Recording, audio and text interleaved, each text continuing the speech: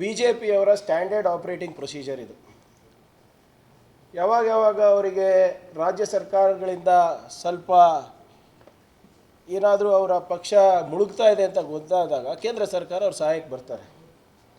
ಇದು ಯಾಕೆ ನಾನು ಸ್ಟ್ಯಾಂಡರ್ಡ್ ಆಪರೇಟಿಂಗ್ ಪ್ರೊಸೀಜರ್ ಅಂತ ಹೇಳ್ತಾ ಇದ್ದೀನಿ ಅಂದರೆ, ಕಳೆದ 10 ವರ್ಷದಲ್ಲಿ ತಾವು ಗಮನಿಸಬೇಕಾಗ್ತದೆ ಎಷ್ಟು ಸರ್ಕಾರಗಳನ್ನು CBI, IT, ED ಬೆದರಿಕೆ ಮುಖಾಂತರ ಬೀಳಿಸಿದ್ದಾರೆ ಅಂತ.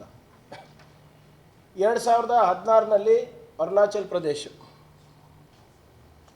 2017ರಲ್ಲಿ ಗೋವಾ, 2017ರಲ್ಲಿ ಮಣಿಪುರ್, 2016ರಲ್ಲಿ ಉತ್ತರಾಖಂಡ್, 2019ನಲ್ಲಿ ಕರ್ನಾಟಕ, 2020ರಲ್ಲಿ ಮಧ್ಯಪ್ರದೇಶ್, ಗುಜರಾತ್ನಲ್ಲಿ ನಮ್ಮ MLAಗಳು ಖರೀದಿ ಮಾಡಿದರು, ಆಸಾಮ್ನಲ್ಲಿ ನಮ್ಮ MLAಗಳು ಖರೀದಿ ಮಾಡಿದ್ರು.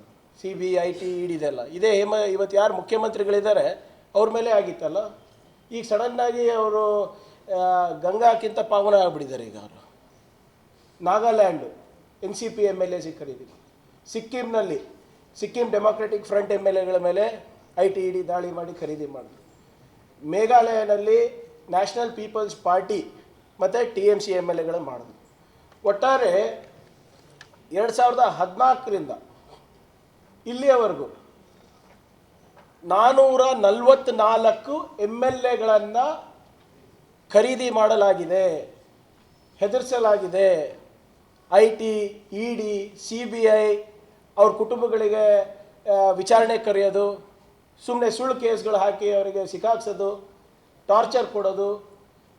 ಇದು ಅಂಕಿಅಂಶ ಎಲ್ಲರ ಹತ್ರ ನಾನು ಶೇರ್ ಮಾಡ್ತೀನಿ. ಉದಾಹರಣೆಗೆ ಅರುಣಾಚಲ್ ಪ್ರದೇಶನಲ್ಲಿ 2014 46 MLAಗಳಿಗೆ ಕೇಳಿದ್ರೆ. ಇವತ್ತು ಮುಂಚೆ ಎಲ್ಲ PV ನರಸಿಂಹರಾವ್ ಸಾಹೇಬರೆಲ್ಲ ಇದ್ದಾಗ ಮೈನಾರಿಟಿ ಗೌರ್ಮೆಂಟ್ ನಾವು ನಡೆಸಿದ್ವಿ, ಎಷ್ಟೊಂದು ಸಂದರ್ಭದಲ್ಲಿ ನಡೆಸಿದ್ರು ಮೈನಾರಿಟಿ ಗೌರ್ಮೆಂಟ್.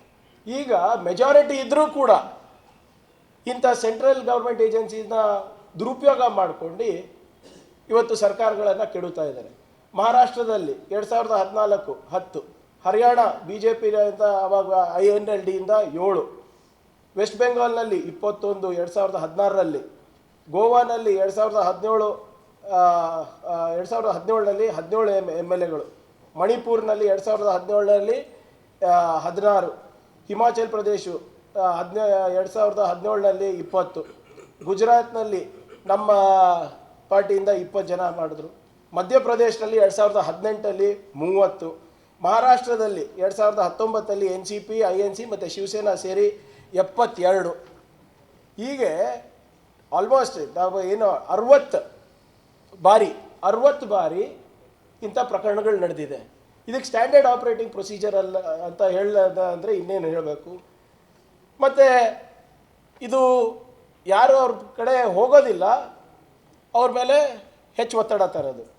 ಈಗ BJP ಅವ್ರ ಕೆಲವು ಲೀಡರ್ ಮೇಲೂ ಕೂಡ ಕೇಸಸ್ ಇವೆ, IT, ED ಕೇಸಸ್ ಇವೆ. ಉದಾಹರಣೆಗೆ ಇಲ್ಲೇ ನಮ್ಮ ಮಾಜಿ ಮುಖ್ಯಮಂತ್ರಿ ಯಡಿಯೂರಪ್ಪ ಅವ್ರ ಮೇಲಿದೆ. ಯಾಕೆ 2023ದಿಂದ ಯಾವುದೇ ಕಾರ್ಯಾಚರಣೆ ನಡೀತಾ ಇಲ್ಲ, ಎಲ್ಲ ಸ್ಥಗಿತ ಆಗಿದೆ, ಎಲ್ಲ ಮೇಲ್ಗಡೆ. ಇಲ್ಲಿ ರೆಡ್ಡಿ ಬ್ರದರ್ಸ್ ಮೇಲೂ ನಡೀತಾ ಇತ್ತು. ಪಾರ್ಟಿ ಮೊನ್ನೆ ಸೇರಿದ ತಕ್ಷಣ ಅದೆಲ್ಲ ಡ್ರಾಪ್ ಆಗಿಬಿಟ್ಟಿದೆ. ಇವಾಗ ಶಿವರಾಜ್ ಸಿಂಗ್ ಚೌಹಾಣ್ ಮಾಜಿ ಮುಖ್ಯಮಂತ್ರಿ ವ್ಯಾಪಂ ಕೇಸ್ನಲ್ಲಿ CBI ಇನ್ನೂ ಹಾಗೆ ಇಟ್ಕೊಂಡು ಕೂತಿದೆ, 10 ವರ್ಷ ಆಗ್ತಾ ಬರ್ತಿದೆ. ನಿಮ್ಮ ರಮೇಶ್ ಪೋಖ್ರಿಯಾಲ್ ಉತ್ತರಾಖಂಡ್ CM ಅವ್ರ ಮೇಲೂ ಇದೆ. ಅಮಿತ್ ಶಾ ಅವ್ರ ಮೇಲೆ ಅವರಿಗೆ ಏನು ಈ ಫೇಕ್ ಎನ್ಕೌಂಟರ್ ಕೇಸ್ ಇತ್ತು CBIನಲ್ಲಿ, ಅಧಿಕಾರಕ್ಕೆ ಬಂದ ತಕ್ಷಣವೇ ಕ್ಲೀನ್ ಚಿಟ್ಟು 2014ನಲ್ಲಿ ಕೊಟ್ಬಿಟ್ರು. ಮೋಹಿತ್ ಕಂಬೋಜಿ ಅಂದ್ಬಿಟ್ಟು 67 ಕೋಟಿ ರೂಪಾಯಿ ಫ್ರಾಡ್ ಮಾಡಿದ್ದಾರೆ ಬ್ಯಾಂಕಿಗೆ, ಅದೂ ಸುಮ್ಮನಾಗಿಬಿಟ್ಟಿದ್ದಾರೆ. ಮತ್ತು ಕಂದಾಯ ಸಚಿವರು ಹೇಳ್ದಂಗೆ ಒಂದು ವಾಷಿಂಗ್ ಮಿಷಿನ್ ಇದೆ ಇವ್ರ ಹತ್ರ. ಅವ್ರು BJP ಸೇರಿಬಿಟ್ರೆ 7 ಖೂನ್ ಮಾಫ್ ಅವ್ರದ್ದು. ಈ ಮುಕುಲ್ ರಾವ್ ಇರ್ಬೋದು, ಅಜಿತ್ ಪವಾರ್ ಅವ್ರು ಇರ್ಬೋದು, ಪ್ರಫುಲ್ ಪಟೇಲ್ ಅವ್ರು ಇರ್ಬೋದು, ಛಗನ್ ಭುಜ್ಬಲ್ ಅವ್ರು ಇರ್ಬೋದು, ಇವರೆಲ್ಲರದು, ನಿಮ್ಮ ಹೇಮಂತ್ ಶರ್ಮಾ ಬಿಸ್ವಾಸ್ ಅವ್ರು ಇರ್ಬೋದು, ನಾರಾಯಣ್ ರಾಣೆ ಇರ್ಬೋದು, ಎಲ್ಲರ ಮೇಲೂ ಕೇಸ್ ಇದೆ. ಆದರೆ BJP ಸೇರಿದ್ರೆ ಅವ್ರು ಪಾರಾಗ್ತಾರೆ. ಸೊ ಇದು ಸ್ಟ್ಯಾಂಡರ್ಡ್ ಆಪರೇಟಿಂಗ್ ಪ್ರೊಸೀಜರ್ ಅಲ್ಲ ಅಂದರೆ ಇನ್ನೇನಂತ ನಾವು ಹೇಳ್ಬೋದಾಗ್ತದೆ. ಈಗ ವಿಶೇಷವಾಗಿ 14 ಆಪೋಸಿಷನ್ ಪಾರ್ಟೀಸ್ ಅವರು IT, ED ಇವರು ಮಿಸ್ಯೂಸ್ ಮಾಡ್ತಾ ಇದ್ದಾರೆ, ವಿರೋಧ ಪಕ್ಷದವರಿಗೆ ಟಾರ್ಗೆಟ್ ಮಾಡ್ತಾ ಇದ್ದಾರೆ ಅಂದ್ಬಿಟ್ಟು ಒಂದು ಪೆಟಿಷನ್ ಕೂಡ ಹಾಕಿದ್ದಾರೆ ಸುಪ್ರೀಂ ಕೋರ್ಟ್ನಲ್ಲಿ ಇಡಿ ವಿರುದ್ಧ. ಅದು ಕೂಡ ಕೇಂದ್ರ ಸರ್ಕಾರ ಉತ್ತರ ಕೊಟ್ಟಿಲ್ಲ ಸುಪ್ರೀಂ ಕೋರ್ಟಿಗೆ. 121 ಪೊಲಿಟಿಕಲ್ ಲೀಡರ್ಸ್ ಮೇಲೆ ಇವರು ದಾಳಿ ಮಾಡಿದ್ದಾರೆ ಇಲ್ಲಿವರೆಗೂ. 121 ಪೊಲಿಟಿಕಲ್ ಲೀಡರ್ಸಲ್ಲಿ 115 ಅದು ವಿರೋಧ ಪಕ್ಷದವರು. ಇಲ್ಲಿವರೆಗೂ 3000 ರೇಡ್ಗಳು IT ED ಅವ್ರು ಮಾಡಿದ್ದಾರೆ ಪೊಲಿಟಿಕಲ್ ಲೀಡರ್ಸ್ ಮೇಲೆ. ಎಷ್ಟು? 3000. ಅದರಲ್ಲಿ ಪ್ರಾಸಿಕ್ಯೂಷನಿಗೆ it is less than 25%, which has led to prosecution. ಮಿಕ್ಕಿದೆಲ್ಲ ವಾಷಿಂಗ್ ಮಿಷಿನಿಗಾನ ಹೋಗ್ಬಿಟ್ಟಿದೆ ಅಥವಾ ಹೆದರಿಸ್ತಾ ಇದ್ದಾರೆ. ನಾನು ಹೇಮಂತ್ ಸೊರೇನ್ ಅವ್ರ ಇಶ್ಯೂ, ಜಾರ್ಖಂಡ್ ಮುಖ್ಯಮಂತ್ರಿಗಳು ಭಾಳ ಸ್ಪಷ್ಟವಾಗಿ ಸುಪ್ರೀಂ ಕೋರ್ಟ್ ಅವ್ರು ಹೇಳ್ತಿದ್ರು, ಒಬ್ಬ ಮುಖ್ಯಮಂತ್ರಿಗೆ ನೀವು without any evidence, without any case ಹೇಗೆ ನೀವು ಇಟ್ಕೊಂಡ್ರಿ ಅವರಿಗೆ ಅಂತ ಕೇಳಿದ್ವಿ. ಚೀಮಾರಿ ಹಾಕಿದೆ. ಮತ್ತು ಕರ್ನಾಟಕಕ್ಕೆ ಬರೋದಿದ್ರೆ ಈ ವಾಲ್ಮೀಕಿ ನಿಗಮ ಪ್ರಕರಣದಲ್ಲಿ ಇಷ್ಟು ಆಸಕ್ತಿ ED ಅವರಿಗೆ IT ಅವರಿಗೆ ಬಂದಿದೆ ಅಲ್ಲ, ಇದೇ ಆಸಕ್ತಿ ಯಾಕೆ ಹಿಂದಿನ ಸರ್ಕಾರದಲ್ಲಿ ಬಂದಿಲ್ಲ? ಭೋವಿ ಅಭಿವೃದ್ಧಿ ನಿಗಮದಲ್ಲಿ 77 ಕೋಟಿ ರೂಪಾಯಿ ಯೆಸ್ ಬ್ಯಾಂಕಿಗೆ ಟ್ರಾನ್ಸ್ಫರ್ ಆಗಿರೋದು, ಅದ್ರ ಬಗ್ಗೆ ಯಾಕೆ ಬಂದಿಲ್ಲ?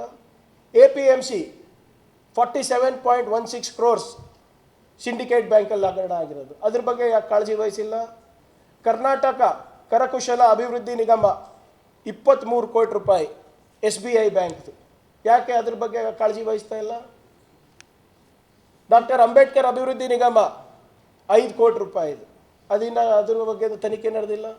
ದೇವರಾಜ ಅರಸ್ ಟ್ರಕ್ ಟರ್ಮಿನಲ್ 47 ಕೋಟಿ ರೂಪಾಯಿ, ಇದ್ರ ಬಗ್ಗೆ BJP ಅವ್ರ ಪ್ರಸ್ತಾವನೆಯೇ ಇಲ್ಲ, ಉಸಿರೇ ಬಿಡ್ತಾ ಇಲ್ಲ. ಇದು ಒಬ್ಬ ಮಾಜಿ MLC ಅವರು ಅರೆಸ್ಟ್ ಆಗಿದ್ದಾರೆ, ಅದ್ರ ಬಗ್ಗೆ ಇವರು ಚಕಾರಿಲ್ಲ. ಪೊಲ್ಯೂಷನ್ ಕಂಟ್ರೋಲ್ ಬೋರ್ಡ್ನಲ್ಲಿ ಹಿಂದಿನ ಸರ್ಕಾರದಲ್ಲಿ ಸ್ಟೇಟ್ ಬ್ಯಾಂಕ್ ಆಫ್ ಮೈಸೂರಿನಲ್ಲಿ 10 ಕೋಟಿ ಆಗಿದೆ. KIDB ದುಡ್ಡು ಸೇಲಂ ಬ್ಯಾಂಕಿಗೆ ಹೋಗಿದೆ. ಇವತ್ತೇನು ಇವರೆಲ್ಲ ಬೇರೆ ಬೇರೆ ಕಡೆ ಹೋಗಿದೆ ಅಂತ ಎಲ್ಲ ಬಾಯಿ ಪಡ್ಕೊತಾ ಇದ್ದಾರಲ್ಲ, ಇವರ ಅವಧಿನಲ್ಲಿ KIDB ಬ್ಯಾಂಕ್ ಸೇಲಮಿಗೆ ಹೋಗಿದೆ. ಅವಾಗ ಯಾಕೆ ED IT ಅಥವಾ BJP ಅವರ ಆಸಕ್ತಿ ತೋರಿಸಿಲ್ಲ? ನೀವು ಒಟ್ಟಾರೆ ಇದು ನೋಡಿದ್ರೆ ಇದು standard operating procedure to topple the government ಅಂತ ನಾವು ಹೇಳ್ಬೋದಾ? ಇಲ್ಲ, ಹೇಳಿ ನೀವೇ.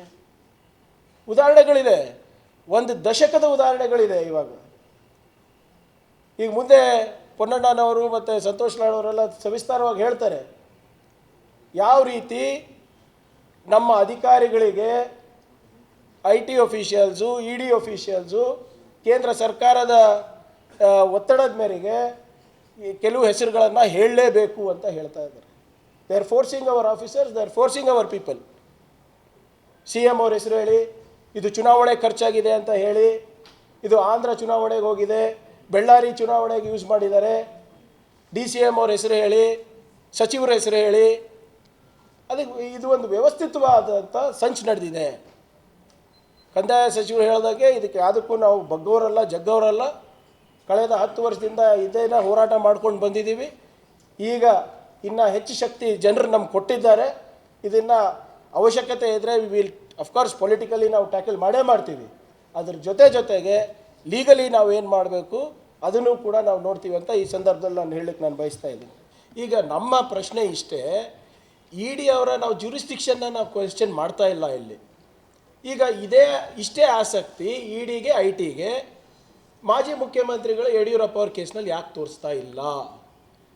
ರಾಜ್ಯ BJP ಅಧ್ಯಕ್ಷರು, ಶಾಸಕರು, ಅವ್ರದ್ದು DA ಕೇಸ್ ಇದೆ, ಯಾಕೆ ಅದರಲ್ಲಿ ಆಸಕ್ತಿ ತೋರಿಸ್ತಾ ಇಲ್ಲ? ಇಲ್ಲಿ ಗುರು ರಾಘವೇಂದ್ರ ಬ್ಯಾಂಕ್ ಹಗರಣ ನಡೆದಿತ್ತು, ಅದು ಎಷ್ಟು ಸರಿ ಹೋಗಿ ಜನರು ಡೆಲ್ಲಿ ತನಕ ಹೋಗಿ ಚಪ್ಪಲಿ ಸೌದಿಸ್ಕೊಂಡು ಬಂದಿದ್ದಾರೆ, ಅದ್ರ ಬಗ್ಗೆ ಯಾಕೆ ಆಸಕ್ತಿ ತೋರಿಸ್ತಾ ಇಲ್ಲ? ಒಬ್ಬ ಮಾಜಿ ಕೇಂದ್ರ ಸಚಿವರು, ಹಾಲಿ ಶಾಸಕರು ಓಪನ್ ಆಗಿ ನಿಮ್ಮ ಮುಂದೆ ಹೇಳ್ತಾರೆ, ಮಾಧ್ಯಮದ ಮುಂದೆ ಹೇಳ್ತಾರೆ, BJP ರಾಜ್ಯಾಧ್ಯಕ್ಷರು ಪದೇ ಪದೇ ದುಬೈಗೆ ಹೋಗ್ತಾ ಇದ್ದಾರೆ, ಯಾಕೆ ಹೋಗ್ತಾ ಇದ್ದಾರೆ ನೀವು ಯಾರು ಕೇಳ್ತಾ ಇಲ್ಲ ಅಲ್ಲ ಅಂತ ಹೇಳ್ತಾರೆ. ಅವಾಗ IT EDಯಲ್ಲಿ ಅವಾಗ ಯಾಕೆ ಆಸಕ್ತಿ ವಹಿಸ್ತಾ ಇಲ್ಲ ಇವರು? ನಮಗೊಂದು ಕಾನೂನು, ಅವ್ರಿಗೊಂದು ಕಾನೂನಾ? ಇದಕ್ಕೆ ಉತ್ತರ ಕೊಡಲಿ, BJP ಅವರು ಉತ್ತರ ಕೊಡಬೇಕು. ಇವತ್ತಿಷ್ಟು ಪ್ರಾಮಾಣಿಕವಾಗಿ ಭಾಳ ಅಲ್ಲಿ ಸದನದಲ್ಲಿ ಮಾತನಾಡ್ತಾ ಇದ್ದಾರಲ್ಲ, ಅವರ ರಾಜ್ಯಾಧ್ಯಕ್ಷರ ಮೇಲೆ ಕೇಸ್ ಇದೆ, ಮಾಜಿ ಮುಖ್ಯಮಂತ್ರಿಗಳ ಬಗ್ಗೆ ಕೇಸ್ ಇದೆ, ಸ್ವಪಕ್ಷದವರೇ ಓಪನ್ ಆಗಿ ಮೀಡಿಯಾದಲ್ಲಿ ಅವರ ಪಿ ಎಗಳ ಬಗ್ಗೆ ಮಾತನಾಡಿದ್ದಾರೆ. ಅದ್ರ ಬಗ್ಗೆ ಯಾಕೆ ಆಸಕ್ತಿ ಇಲ್ಲ? We are not questioning it is jurisdiction here. But ನಾವು ಹೇಳ್ದಂಗೆ ಹೆಂಗೆ ಅವರಿಗೆ ಒಂದು ABVP ಸ್ಟೂಡೆಂಟ್ಸ್ ವಿಂಗ್ ಇದೆ, BJP ಯುವ ಮೋರ್ಚಾ ಇದೆ, ಹಿಂಗೆ ಒಂದು ಫೈನಾನ್ಷಿಯಲ್ ವಿಂಗ್ ಕೂಡ ಸ್ಟಾರ್ಟ್ ಮಾಡ್ಕೊಂಡಿದ್ದಾರೆ ED ಥರ.